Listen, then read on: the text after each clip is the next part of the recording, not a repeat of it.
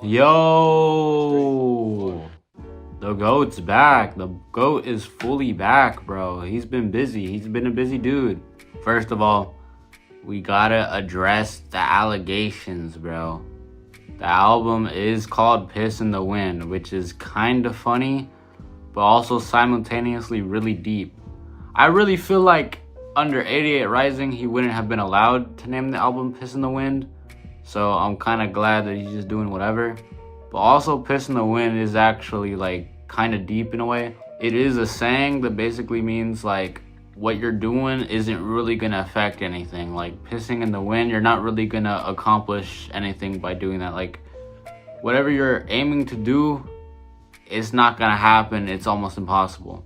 So this being the name of the album is, well, yes, funny because piss, but also has like a double meaning to it, makes it kind of deep. That's the thing with Joji, everything's like it's a duality moment, you know what I mean? Like he be filthy, then he be sad. The album also has 21 songs. Ooh, compared to like the 8 songs on Smithereens. Ooh, that's how you know bro was cooking. That's how you know bro actually cares about this album.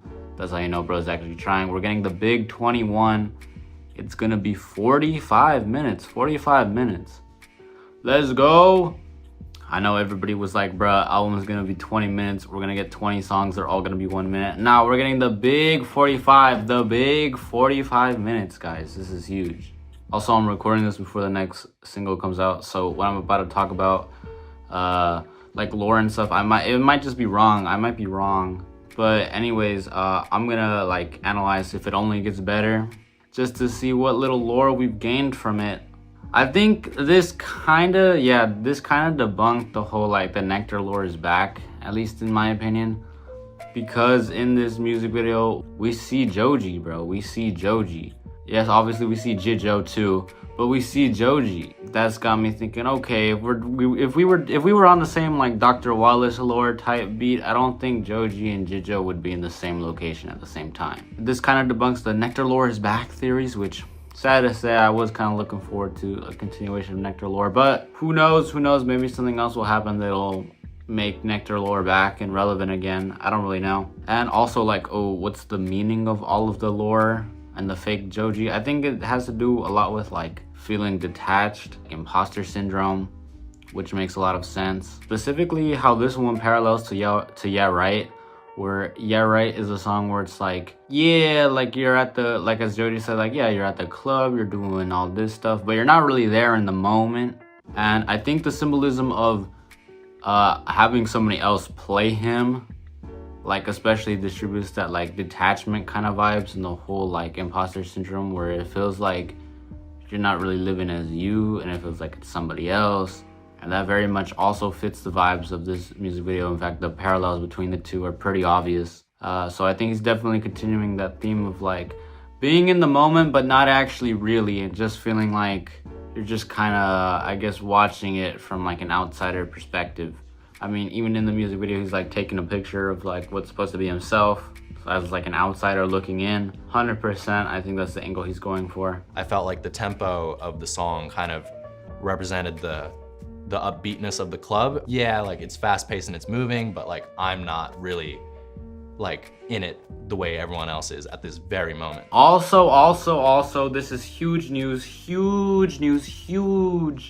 bro. They got the Jijo guy.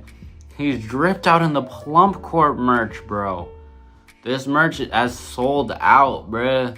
They literally got him with the exclusive sold out merchandise, bruh.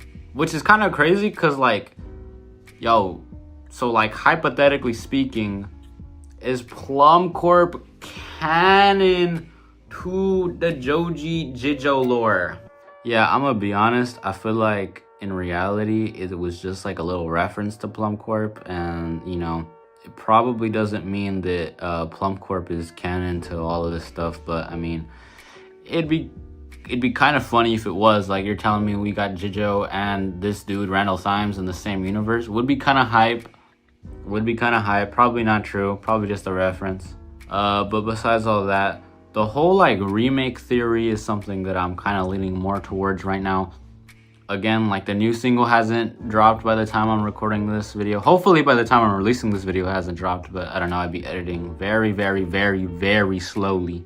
But I think the remix theory, where essentially all the singles that have dropped are like a remake or have parallels to a song from different eras. So for example, like Pixelated Kisses has the space imagery, and this obviously parallels to Nectar, where Nectar was like, ooh, space lore, blah blah blah. And then we see in this one, If It Only Gets Better, again, like I said, there's parallels to Yeah Right. Even the way it was recorded was like similar to Yeah Right. So then this single, seemingly based off of the teaser that I have right now, it looks like it's a parallel of Die For You, which is very interesting because I think we're getting a whole like introspective of how Joji was feeling during the time of making all of this. I think you can also, conspiracy theory time, make the argument of how it felt like he was being controlled by a label like 88 Rising, and how it wasn't really him and it was some other dude. And you know, I don't know if that's not really confirmed. This sounds very schizo-y. In fact, it's probably not true. It's probably not true. It's probably some schizo idea, but I just want to throw that idea out there because that could be what's going on. I could be very wrong, but we'll see. I also like to mention this dude got hella features on this album, bro. He got everybody on here, bro.